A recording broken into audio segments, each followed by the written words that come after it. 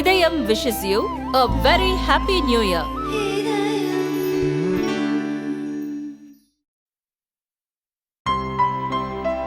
இனிமே கண்ணை மூடிட்டு கடலை எண்ணெய் வாங்கலாம். ஏன்னா மந்த்ரா கடலை எண்ணெய் இதயத்தின் தயாரிப்பு.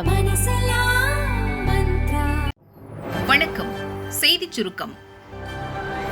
புத்தாண்டை சாதனையுடன் தொடங்கியது இஸ்ரோ. புத்தாண்டு தினத்தில் ஸ்ரீஹரிகோட்டா விண்வெளி மையத்திலிருந்து PSLV C-58 ராக்கெட் மூலம் XPO-SAT சேட்டிலைட் வெற்றிகரமாக விண்ணில் ஏவப்பட்டது. 650 கிலோமீட்டர் தூரத்தில் புவிவட்ட பாதையில் சேட்டிலைட் நிலைநிறுத்தப்பட்டது. எக்ஸ்ரே மூலங்களின் தற்காலிக நிலை, நிறமாலை மற்றும் விண்வெளியில் உள்ள தூசு, கருந்துளை வாயுக்களின் மேகக்கூட்டமான நெபுலா உள்ளிட்டவை பற்றி ஆராய உதவும். 469 கிலோ எடையுள்ள எக்ஸ்போ சேட்டிலைட்டின் ஆயுட்காலம் 5 ஆண்டுகள். திருவனந்தபுரம் மாணவிகள் வடிவமைத்த வெசாட் என்ற சேட்டிலைட் மற்றும் வெளிநாடுகளைச் சேர்ந்த மேலும் 10 சேட்டிலைட்டுகள் இந்த ராக்கெட் மூலம் ஏவப்பட்டன. புத்தாண்டில் மற்றொரு திட்டம் வெற்றிகரமாக நிறைவேற்றப்பட்டதாக இஸ்ரோ தலைவர் சோம்நாத் கூறினார். எக்ஸ்போ-சாட் சேட்டிலைட் சுற்றுவட்ட பாதையில் நிலைநிறுத்தப்பட்டது. முதன்முறையாக எக்ஸ்ரே போலாரிமீட்டர் சேட்டிலைட் ஏவியதன் மூலம் இனிவரும் நாட்கள் அற்புதமானதாக இருக்கும். இன்னும் பல விண்வெளி சாதனைகளை நிகழ்த்துவோம். 2024 ஆண்டு ககன்யான் திட்டத்திற்கான ஆண்டாக இருக்கும் என்று சோம்நாத் கூறினார். So happy new year to all of you. So on 1st January 2024, yet another successful mission of PSLV has been accomplished. PSLV C-58 has placed the primary satellite XPO-SAT in the desired orbit of 650 kilometer, 6-degree inclination. And we'll be waiting for the exact orbital parameters that will just now come. And we are also waiting for the satellite to have its solar panel deployed. That also will come in a few seconds from now. From this point, the orbit of the PSLV 4 stage will be reduced to a lower orbit, where the upper stage of the PSLV, which is now described as POEM, PSLV Orbital Experimental Module, will carry out experiments with 9 of the onboard payloads. And that will take some time, and we will come back to listen to all of that, what happened in the POEM experiments little later. Meantime, let me also announce the orbit that has been accomplished, which is available through various routes. It shows excellent orbit, and the deviations from the targeted orbit is hardly just 3 kilometers in circular orbit of 650 kilometer, and inclination is 001 degree, which is one of the very excellent orbital condition. And yet another announcement is thus. பிரதமர் மோடி நாளை தமிழகம் வருகிறார். பல்வேறு வளர்ச்சி திட்டங்களை திறந்து வைக்க பிரதமர் மோடி நாளை தமிழகம் வருகிறார். டெல்லியில் இருந்து தனி விமானத்தில் காலை 7 மணிக்கு திருச்சிக்கு வருகிறார். காலை 10:30 மணிக்கு பாரதிதாசன் பல்கலைக்கழக பட்டமளிப்பு விழாவில் கலந்து கொள்கிறார். நண்பகல் 12 மணிக்கு திருச்சி ஏர்போர்ட் செல்கிறார். அங்கு நடக்கும் நிகழ்ச்சியில் 1112 கோடி செலவில் கட்டப்பட்ட புதிய முனையத்தை திறந்து வைக்கிறார். திருச்சி NITயில் கட்டப்பட்டுள்ள விடுதி, ரயில்வே திட்டங்கள், 5 சாலை திட்டங்கள், காமராஜர் துறைமுக கப்பல் நிறுத்துமிடம், கல்பாக்கம் அணு ஆராய்ச்சி மையத்தில் மறுசுழற்சி ஒலி என 19,850 கோடி மதிப்பிலான திட்டங்களை பிரதமர் மோடி நாட்டுக்கு அர்ப்பணிக்கிறார். மதியம் 1 மணிக்கு லட்சத்தீவு சென்று 1150 கோடி மதிப்பிலான கடல் நீரை குடிநீராக்கும் திட்டத்தை தொடங்கி வைக்கிறார். பிரதமர் வருகையை ஒட்டி திருச்சியில் 3 அடுக்கு பாதுகாப்பு போடப்பட்டுள்ளது. ரசிகர்களை பார்த்து கையசைத்து புத்தாண்டு வாழ்த்து கூறிய ரஜினி. நடிகர் ரஜினிகாந்துக்கு புத்தாண்டு வாழ்த்து கூற அவரது ரசிகர்கள் அவரது வீட்டு முன்பு குவிந்தனர். நீண்ட நேரம் காத்திருந்த அவர்களை ரஜினிகாந்த் சந்தித்தார். வீட்டின் கேட் அருகே நின்றபடி ரசிகர்களை பார்த்து கைகளை அசைத்தும் வணங்கியும் வாழ்த்து தெரிவித்தார். தலைவா தலைவா என முழக்கமிட்டு ரசிகர்கள் உற்சாகமடைந்தனர்.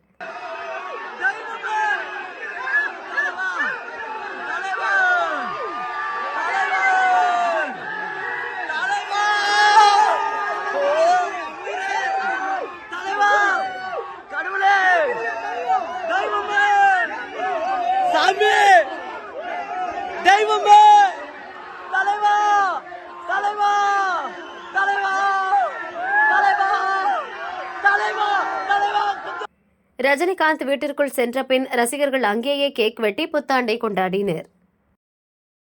கோவில்களில் சிறப்பு பூஜை. 2024 சிறப்பாக அமைய வேண்டிக் கொண்ட மக்கள்.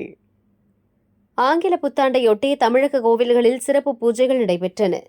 குன்றத்தூர் முருகன் கோயிலில் சந்தனக்காப்பு அலங்காரத்தில் முருகப்பெருமான் அருள் பாலித்தார்.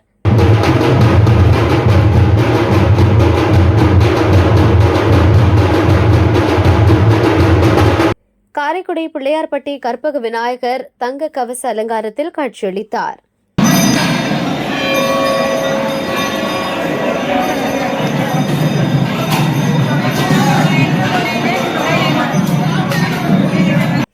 மதுரை மீனாட்சியம்மன் கோயிலில் பூ அலங்காரத்தில் மீனாட்சி சுந்தரேஸ்வரர் அருள் பாலித்தனர்.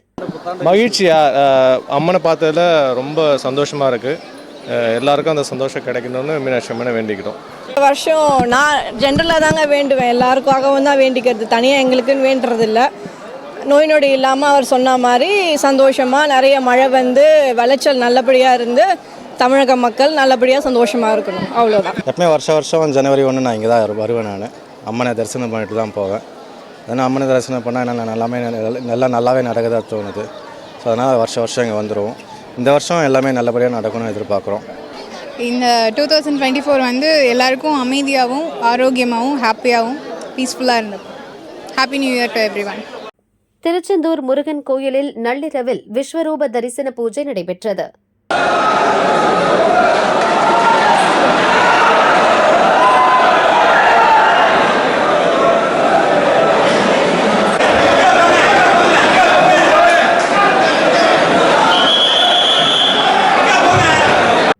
திருச்சி மலைக்கோட்டை கோயிலில் கரும்பால் அலங்கரிக்கப்பட்ட மண்டபத்தில் மாணிக்க விநாயகர் தங்க சூரிய பிரபை வாகனத்தில் காட்சியளித்தார்.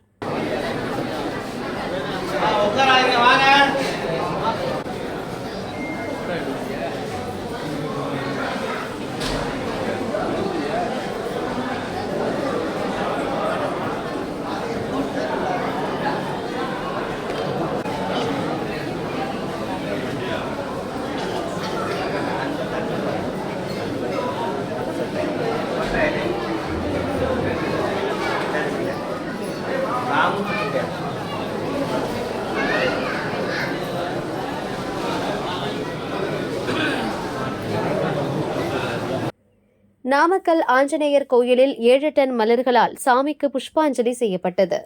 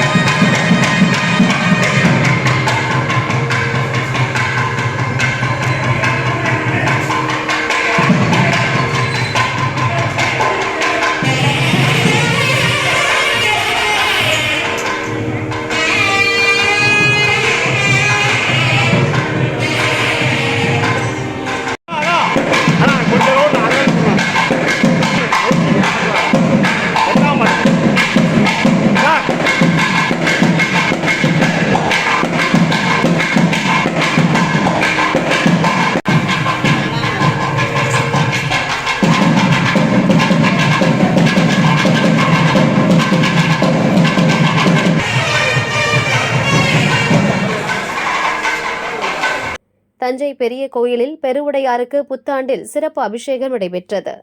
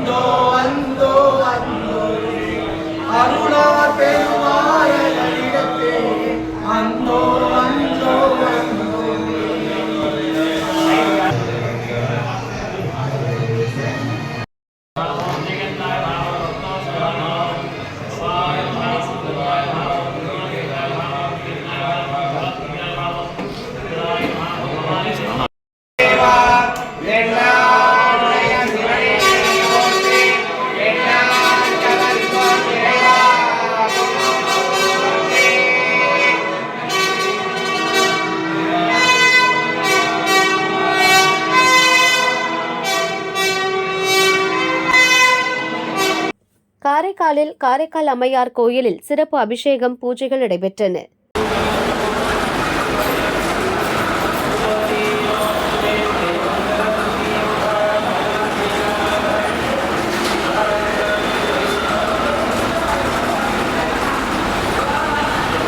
புத்தாண்டையொட்டி சர்ச்சுகளிலும் நள்ளிரவில் சிறப்பு திருப்பலி நடைபெற்றது. Chennai Santhome church, Tambaram Selaiyur advent church, Thoothukudi தூய பணிமய மாதா சர்ச், திண்டுக்கல் மேட்டுப்பட்டியில் வியாக்குல அன்னை ஆலயம், கோவை புனித மைக்கேல் சர்ச் உள்ளிட்ட சர்ச்சுகளில் நடந்த திருப்பலியில் ஏராளமானோர் கலந்து கொண்டு புத்தாண்டு வாழ்த்துக்களை பகிர்ந்து கொண்டனர். வணிக கேஸ் சிலிண்டர் விலை தொடர்ந்து 2வது முறை குறைந்தது. சர்வதேச சந்தையில் கச்சா எண்ணெய் விலை அடிப்படையில் கேஸ் சிலிண்டர் விலையை எண்ணெய் நிறுவனங்கள் ஒவ்வொரு மாதமும் மாற்றி நிர்ணயிக்கின்றன. இம்மாதம் வணிக சிலிண்டர்களின் விலை ₹4.50 குறைக்கப்பட்டுள்ளது. கடந்த டிசம்பர் 22ஆம் தேதி வணிக கேஸ் சிலிண்டர் விலை ₹39 குறைக்கப்பட்ட நிலையில் தற்போது மேலும் விலை குறைந்துள்ளது. வணிக சிலிண்டர்கள் ₹1924 விற்கப்படுகிறது. வீட்டு உபயோக சிலிண்டர்களுக்கான விலையில் மாற்றம் இல்லை. ₹918 விற்கப்படுகிறது. வீட்டின் கூரை இடிந்து விழுந்தது. புத்தாண்டில் குடும்பமே போனது. திருச்சி அரியமங்கலம் கீழம்பிகாபுரத்தைச் சேர்ந்தவர் ஆட்டோ டிரைவர் மாரிமுத்து. தங்கை கணவர் இறந்ததால் சென்னைக்கு சென்றுள்ளார். 70 வயதான தாய் சாந்தி, மனைவி விஜயலட்சுமி, 10-12 வயதுடைய மகள்கள் பிரதீபா, ஹரிணி ஆகியோர் வீட்டில் இருந்தனர். நேற்றிரவு வீட்டு ஹாலில் அனைவரும் தூங்கிக் கொண்டிருந்தபோது கூரை இடிந்து விழுந்தது. தூக்கத்தில் இருந்த 4 பேரும் இடிபாடுகளில் சிக்கி உடல் நசுங்கி இறந்தனர். நள்ளிரவில் கூரை இடிந்ததால் யாருக்கும் தெரியவில்லை. காலையில்தான் அக்கம்பக்கத்தினர் பார்த்து போலீசாருக்கு தகவல் தெரிவித்துள்ளனர். 4 பேரின் உடல்கள் மீட்கப்பட்டன. அரியமங்கலம் போலீசார் விசாரிக்கின்றனர். கோத்தகிரி ரோட்டில் ஹாயாக சுற்றிய யானை. கோவை மேட்டுப்பாளையத்தில் வனத்திலிருந்து வெளியே வந்த ஒற்றை யானை ஓடாந்துறை ராமசாமி நகரில் ஹாயாக சுற்றி திரிந்தது. வனத்துறை ஊழியர்கள் யானையை மீண்டும் வனத்துக்குள் விரட்ட முயன்றனர். 1 மணி நேரத்திற்கு மேலாக போக்கு காட்டிய யானை கோத்தகிரி சாலைக்கு வந்தது. அங்குள்ள காம்பவுண்ட் சுவரை லாபகமாக தாண்டி காட்டுக்குள் சென்றது.